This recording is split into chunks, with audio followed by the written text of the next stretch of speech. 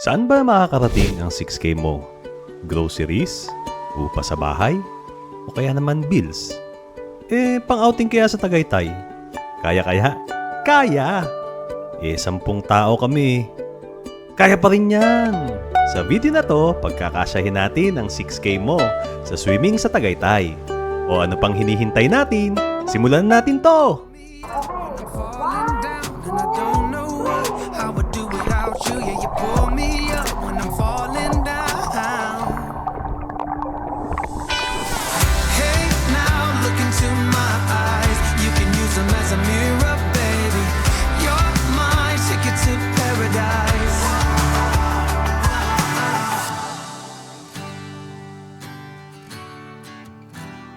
Yeah, it feels like I'm on cloud nine. Hello sa inyo mga kabayang nurses at welcome sa isa na namang episode ng ating vlog. At itong aking intro ay ginawa ko few days after nung aming actual na outing. May mga kasama kasi tayong hindi naman sanay nang may nagbablog na malapit sa kanila o kasama, kaya pinakiramdaman ko muna kung pwede ako mag-vlog na kasama nila. Medyo naging komportable naman sila nung binuksan ko ang camera.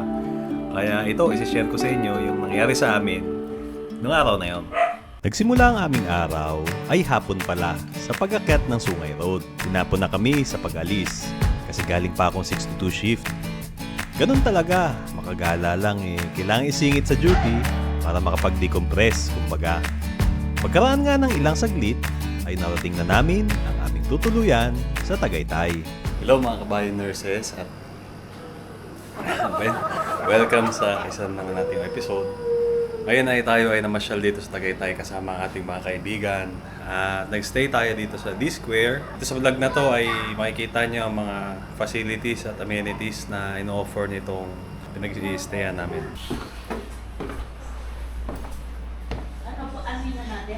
Ang D-Square ay matatagpuan sa Villapura Subdivision, San Jose, Tagaytay City. Malapit lang to sa mismong rotonda ng Tagaytay.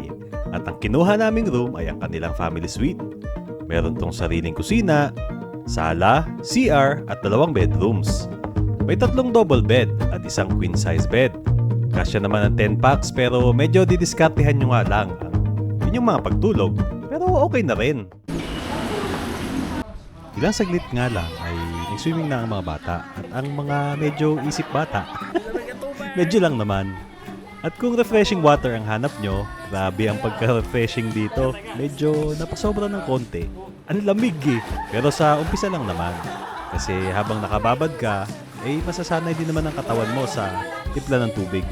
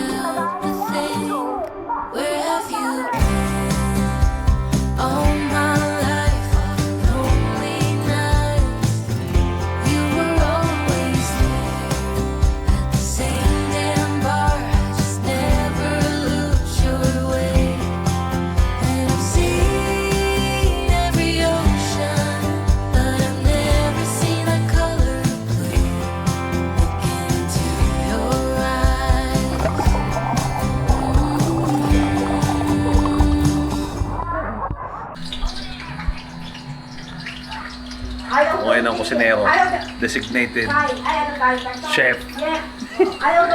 Luto ako ng salmon na sinigang. Luluto din ako ng scrambled egg. Hindi na kaya ito yung patunay na hindi naman kailangan ng sobrang magarbong mga pagkain para lang makapag-outing. Pwede na yan. Dito nga pala may induction cooker. First time ko makaluto induction cooker. Ito pala itong Tagal. Labas muna kami, titingnan namin kung anong meron dito sa Tagaytay. Pagtapos namin maghapunan, ay lumabas muna kami para maglakad papuntang 7-Eleven. Para marating mo ang main road, ay kailangan mo muna akyatin ang may katarikang kalsada. May hagdan naman sa gilid ng kalsada para mas madali mo tumakyat. At kaya din naman tong akyatin kung ang dala mong sasakyan ay sedan. Kaya to ang sasakyan natin bukas. Kaya yan lang. Sila nga dami-dami. Dito kayo sasakay sa taas. Dito na mga yan sasakay bukas. Oo nga. Kotse ni Papa kaya to. Di ba ka? Inasal.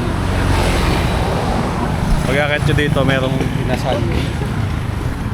Only rice. Chico's inasal. Madalas akong maglakad. Para sa akin, mas convenient ito kaysa magdala ng sasakyan. Dahil pag darating ka sa iyong pupuntahan, hindi mo na kailangan ma-stress sa paghahanap ng parking. Pero alam nyo, kahit ganun ang aking pananaw, mas pinipili kong magdala na lang ng sasakyan kung minsan dahil sa mga eksenang ganito. Walang maayos na lakaran ang mga pedestrian. Ang kalsada natin ilang beses binubungkal at tinatagpian taon-taon. Pero bakit hindi mabigyan ng tamang daanan ang mga tao sa gilid ng kalsada? Lalo na sa mga syudad na gaya nito, dinadayo ng mga turista. Sana sa mas nalalapit na panahon, bago ito, para naman mas ma-appreciate pa natin ang ganda ng lugar na to. Hindi muna kayo, baka kami masagasaan din eh. Gumarampas sa Tagaytay na nakapantulog. Pajama. Kami mo yan, ha?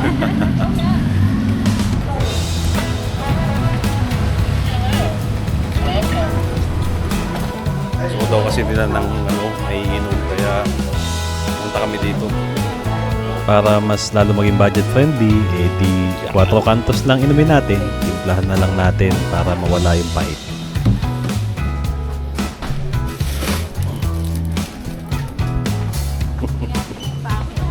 Pwede na to.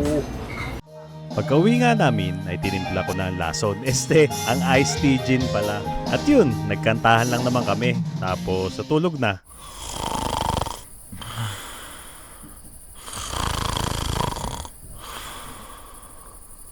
Hindi, biro lang. Siyempre, pag tumalab ng lason, drinks pala, para sosyal, di may magwawala. Oh, yan oh.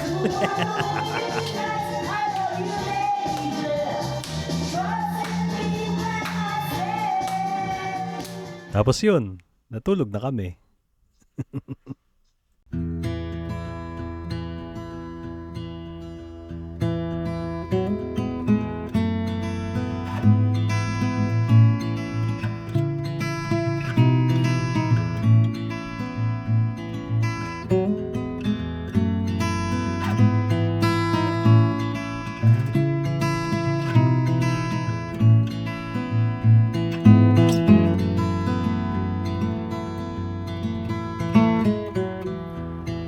Morning sa inyo mula dito sa D-Square, Tagaytay.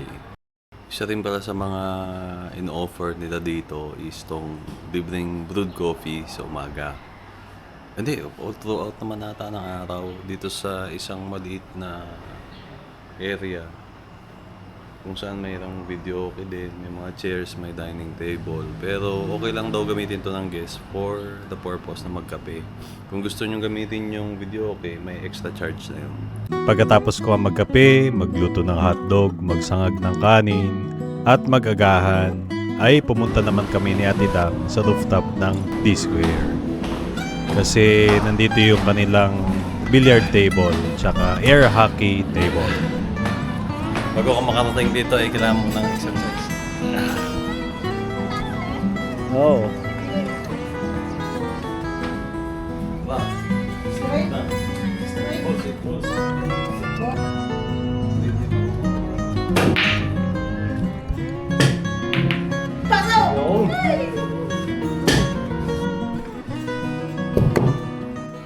At pagtapos nga namin mag-picture taking at mag-swimming ng mga bata, ay nagkaayaan na mag-check out na kasi may gusto pa silang puntahan pagtapos nito. Pero may isang batang ayaw umalis.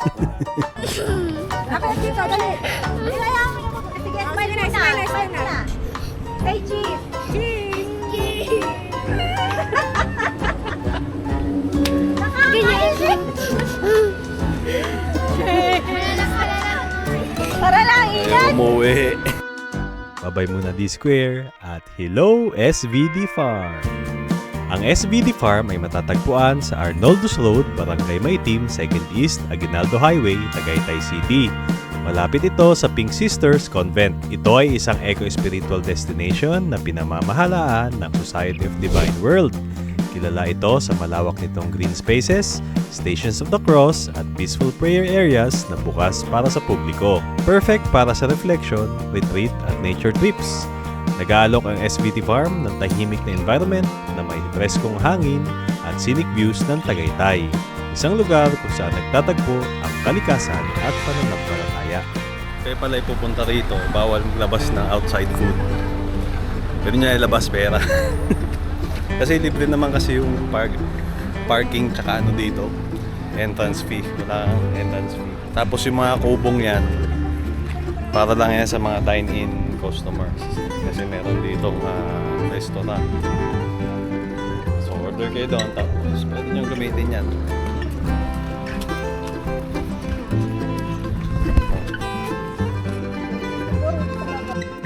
Naglakad-lakad lang nga kami dito at in-enjoy ang nature bago kami tumulak pa uwi. Ano nga bang nagpapasaya sa atin? Subjective yan eh. Dahil may kanya-kanya tayong sukatan kung saan at paano tayo sasaya. Hindi man ako naririto para diktahan kayo na mali ang maghangad na malaki, maghangad ng magarbong buhay. Narito ako para i-share ang aking simpleng buhay, ang aking simpleng kasiyahan sa inyo na posible pala sa halagang 6,000 ay makakapasyal kaming 10 katao sa Tagaytay ng simple pero masaya. So kabayang nurses, kaya mo yan! Hanggang sa susunod na episode, paalam! Medyo mainit pa rin dito pero pagka umangin naman, presko.